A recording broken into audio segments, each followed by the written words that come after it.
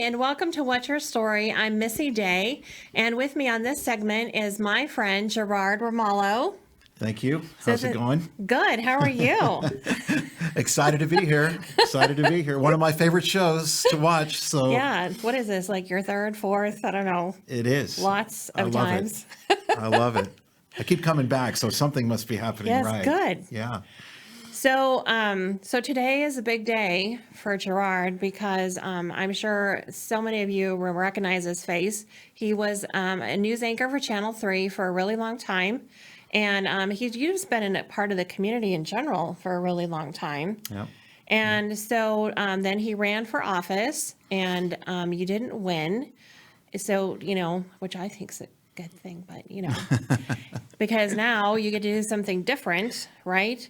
And so I invited Gerard on today because today is like a theme. So we just had my friend Kat on, and she's going in a totally different direction than she thought she was going in. And I think you're going in a little bit different direction than maybe you had anticipated. So tell us a little bit about what you're doing. Yeah, so I guess I should give the lead up to this. As you mentioned, I was a broadcaster. I was a storyteller, reporter, news anchor for the better part of 30 years. That was my life. Basically, I was a storyteller. Prior to that, I was a musician in college. I was thinking about this recently, and being a musician, I worked at Disneyland in a band. You're a communicator as well, right? Mm-hmm. Post my broadcasting career, I worked for nonprofit groups with communications and helping them connect strategic partnerships. Then I ran for office. I realized that you actually need an elevator pitch as part of your platform, which is a story. Bottom line, my expertise and my skill set is in communications and in storytelling. What's going to happen now is I'm going to concentrate on helping other people tell their stories. Mm-hmm. And there's an excitement there that I guess I haven't felt in a really, really long time. It's really, in a way it's new. In a way, I've always worked as a consultant and a freelancer as kind of a side hustle. But I've realized over time and through talking with people like yourself that this is actually a passion of mine. Mm-hmm. And I get energy from others who are passionate about what they're doing. And if I can help them craft their message, help them learn how to articulate their story and then share their story, then I'm actually the one who's winning and getting a lot out of this in addition to them. Right. So that's where I'm at. I'm going to be starting Ramalho Communications. And feels funny to say that, but I think it fits, and I'm very excited about it. Yeah. So let me digress just a second. So Sure. We've done events and shows like this for a while, and I always sit here and say, I don't remember how we met. So Fred actually was telling me today, he said, I remember how you met. He said you had somebody from the John Maxwell team reach out to you and said that they had given somebody, my name to reach out to. And he goes, you were in the kitchen and you were talking to somebody about John Maxwell. And I said, oh my gosh, I remember this now. And I remember I was standing in the kitchen talking to you, and we were talking about John Maxwell and what the certification meant to me and everything. And I got off the phone and Fred said, who was that? And I said, it was Gerard Ramalho from Channel 3. I doubt the response was quite that. It was just like that. Because Really, Fred was really. like, are you kidding me? Why is he calling you? And I was like, oh, thanks. Oh my gosh. Well, that's really nice. And I you're right. John Maxwell was the connector for us initially. John Maxwell, as most people are aware, is one of the greatest leader speakers. Mm-hmm. I mean, he's really a guru and one of the top. Prior to him becoming a leadership guru, he was a pastor. And in fact, he was the pastor of the church that I attended growing up in San Diego. And so I got to know him even prior to his, becoming this international kind of phenom. And so I admired him a lot. You clearly did. And that's where I said, oh, I need to speak to this lady. And we connected and have become friends ever since. Mm-hmm. So it was a great connection. So Yeah. thank you, John Maxwell, Yeah. for that. If he's watching, maybe he is. You never know. Right. So I have to say, you are the most humble person I think I've ever met. Oh my gosh. I don't know about that. And I'm not sure that you're fully aware, because we've talked about this. I'm not sure you're fully aware of your presence and how you make people feel and people's interpretation of you, you know? I talked to your accountability partner today, and she said he is so humble. And I'm like, I know, right? Wow. Well, I will tell you that I'm in a zone that I haven't experienced before. I haven't been on the receiving end of these kinds of, even what we're doing now. Usually I'm the one asking questions, and I'm very confident in that role. But when people are asking me, it's sort of odd in a weird sense. And I appreciate those compliments. I think what has helped me and what has made me successful to this point is the fact that I surround myself with people that I admire and that inspire me on some level. And I think that's the secret for a lot of people in terms of if they want growth, if they want to be successful, then grow your circle, but be smart about how you grow your circle. People used to say, well, it's connections that count.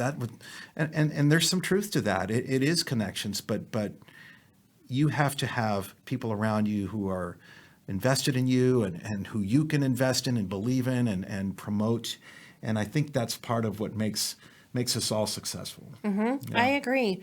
I think, going back to John Maxwell for just a minute, when I started my business, I had like a stack of ridiculousness, business cards. And I remember him talking about, he said, keep your circle small because those are the people that are continually adding value into you and you're adding value to them.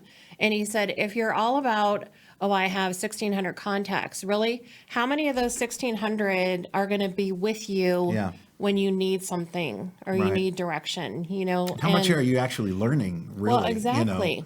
So you're going to now be in that position of being that person to your clients. So how do you feel about that?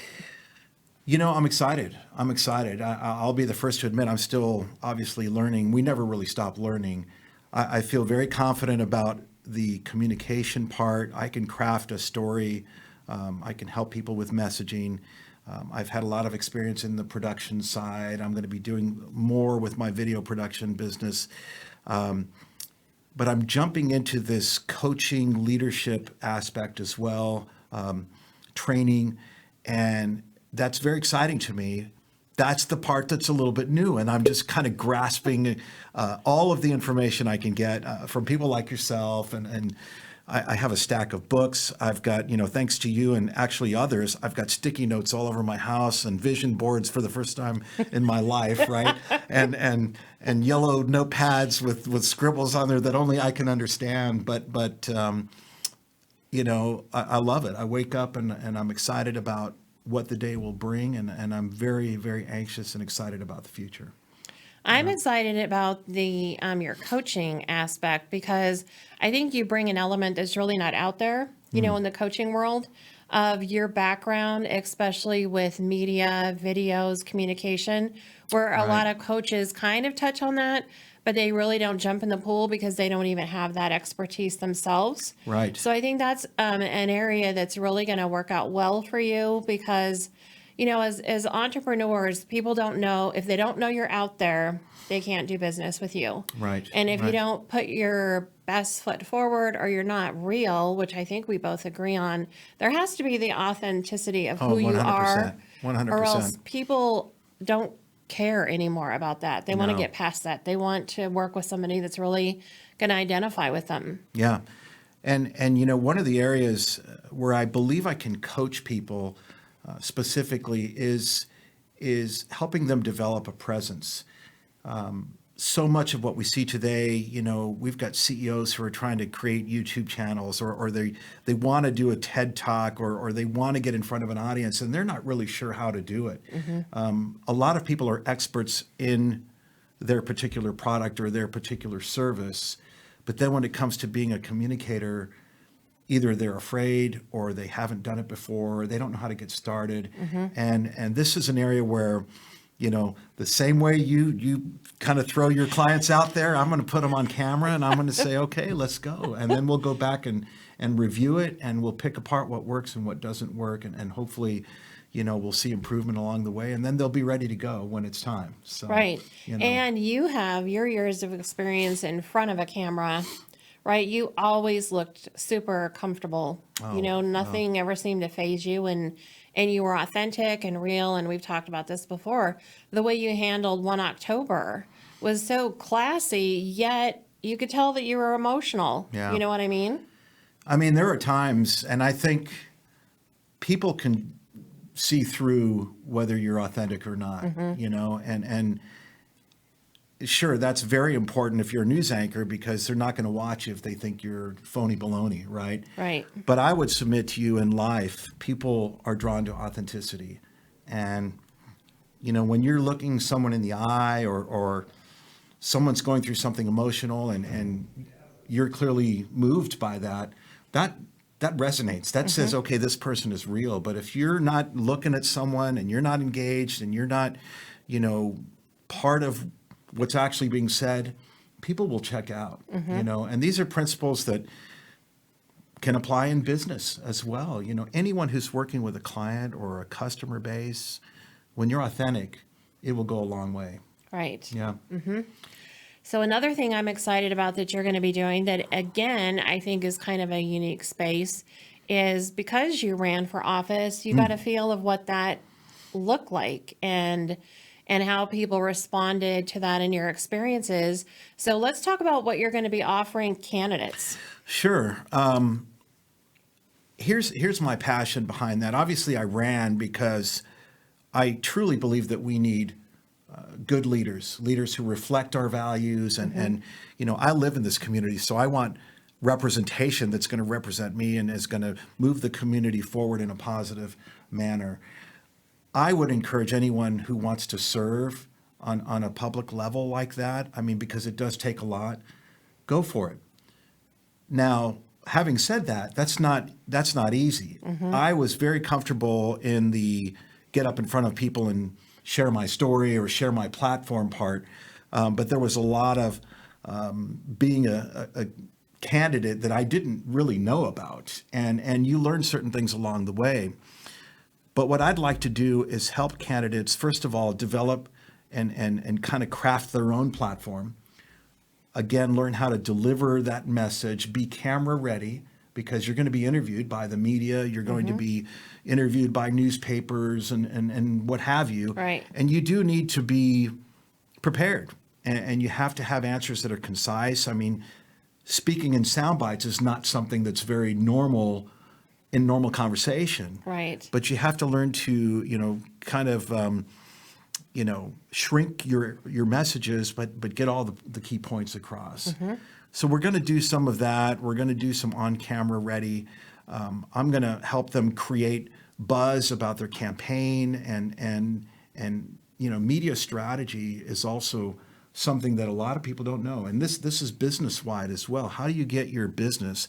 How do I get my campaign on the news? Well, it goes back to defining, what is newsworthy? And some people don't really understand. They just think, I'm opening a business, so let's get it on the news. Well, that's called a commercial. That doesn't really count as news. But if there's a newsworthy element, or your message ties into some current event or something that's happening, or maybe you're partnered with a nonprofit, or there's many ways to develop newsworthiness. And for 30 years, I was on the receiving end of deciding, is this something that we want to run? Is this newsworthy?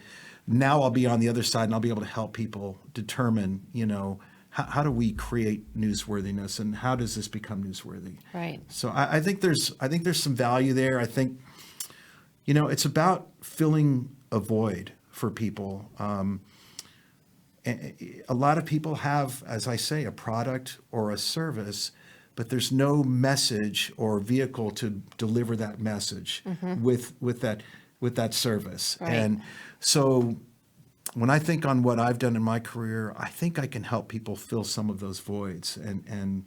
and also build a confidence. Let's all get in front of the camera. Let's all get out there and share our message. So.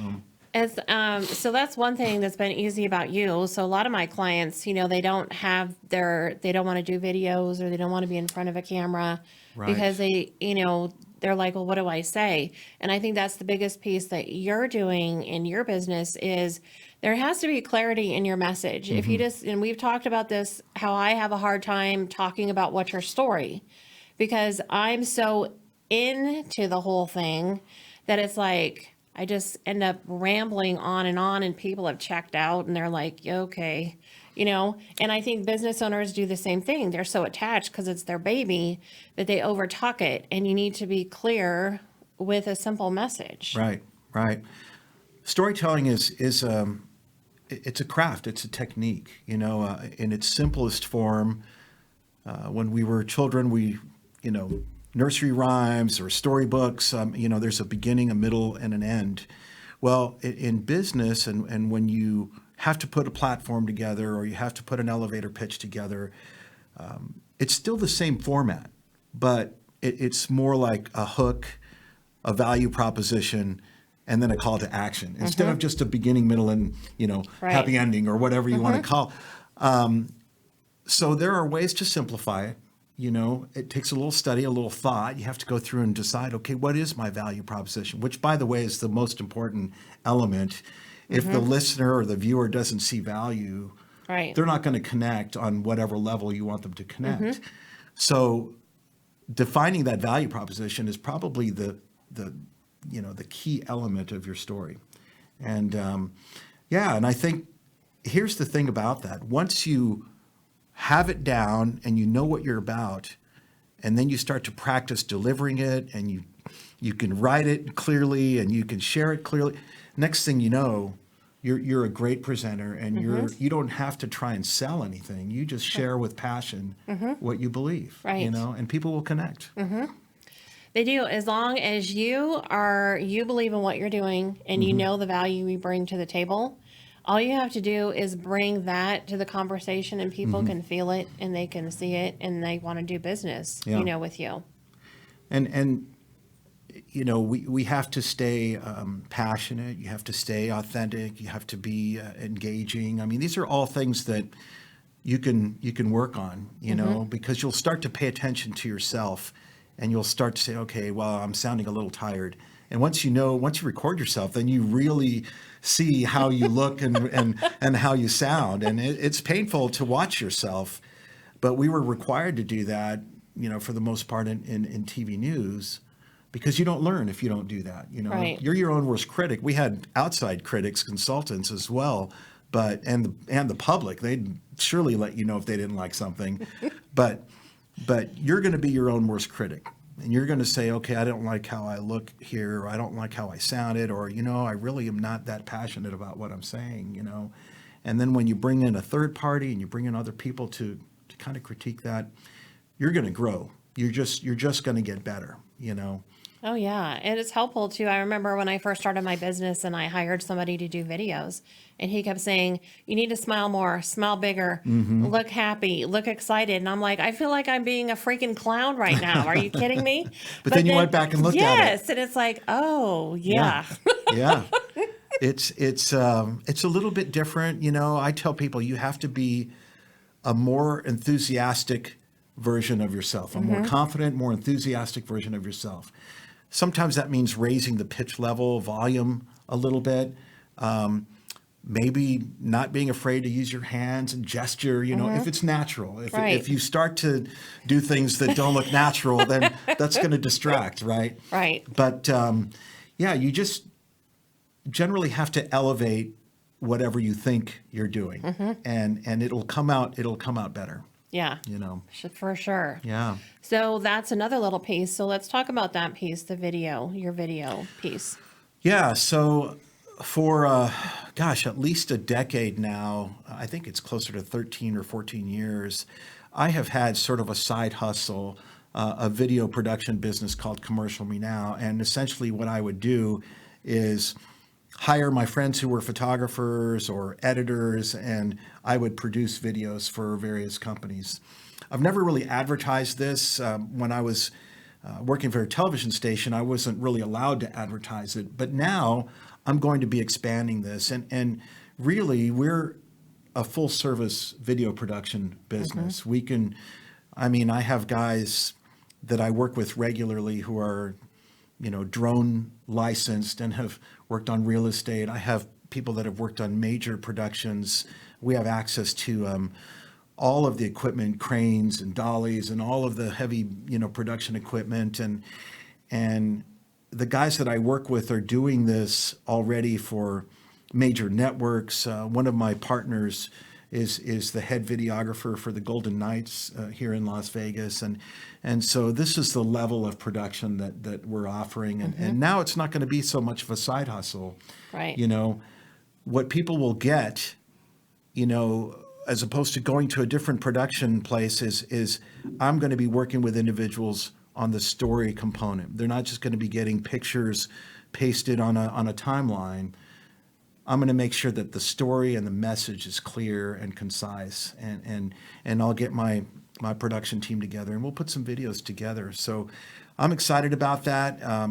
We've done it for a while. We've had a lot of really good clients over the years, and some big clients, and so I'm just this is a whole new this kind of being a consultant, freelance entrepreneur kind of thing is exciting. It really is exciting, and I have you and a handful of others, but primarily you, to thank for kind of nudging me in this direction. So Well, I'm excited to see what happens. So, and I promise you, once you get going, you will become unemployable for anything else. it's already happening. I've spent a lot of time just really kind of going over in my mind, well, what would give me joy in terms of an occupation? And I've had opportunities to go back to TV news, but I feel like that part of my life, has been fulfilled, and it was great, but it's behind me in terms of just a traditional news sense. And I started thinking, well, maybe corporate communications or government affairs or areas that I'm interested in. But the idea of being an entrepreneur and working with people who are passionate and the good thing about being an entrepreneur is you kind of get to choose who you work with also. And if there's not a synergy there, and there's not a shared passion there, then either one of us can say, well, let's part ways, or let me recommend you to someone else. Right. There's a freedom in that. There's a power in that also that I've really not ever had. And so it's exciting, and I keep, for a while I was thinking, well, I could do this, but really this is the direction that everything seems to be going. Yeah, So, I think once you understand that everybody's not your client and you're not everybody's consultant, it's freeing, because then that Yeah. allows you to go out and really, the right people are going to come to you. You know what I mean? I think so. I think once you start to get referrals and, so-and-so is doing this, and, Gerard does this, you should have a meeting. I think these things will happen naturally. Again, it's about your circle and growing the circle, and good people attract good people. That's I right. believe that. So I'm excited. So out of your 4 buckets, so we have corporate training, coaching, and then we have the candidates, and we have the communications and your video. Video production. So which one is your favorite, do you think? Well, there's actually another half bucket in there. I have done through the years a lot of emceeing and hosting and some keynote speaking, and I plan to expand that part as well and offer my services in that way. What's my favorite? I'll tell you what's the most intriguing part of all this, and what was my favorite part about being in TV news was the variety. I'm not a cubicle person or an assembly line person where you do the same thing every day. I just don't have that kind of mindset, Right. and I can work on this type of project one day, and the next week maybe I'm working on a different type of project, and that's the part that probably appeals to me the most. Yeah. I can So imagine. So once he gets these 4 buckets down and gets his business off the ground, so you have the fish philosophy in your future as well. Yeah, I'm excited about, and this comes under that corporate training bucket, which is the area where I'm learning and leaning on you and some others the most. And, it's about leadership and leaders growing leaders. And I think there's a real market just to get feedback and just for people to pivot off of each other and grow. And I'll have some knowledge that I can share in these areas. And again, one of the benefits is that I grow along with it, So I'm very excited about that aspect of all of this.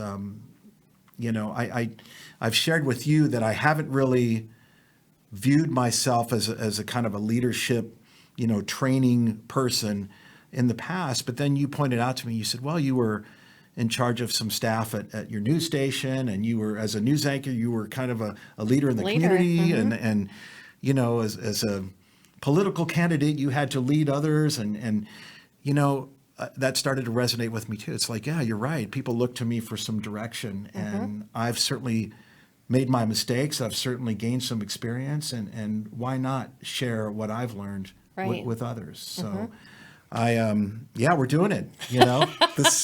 It's happening. Well, I'm excited for your journey.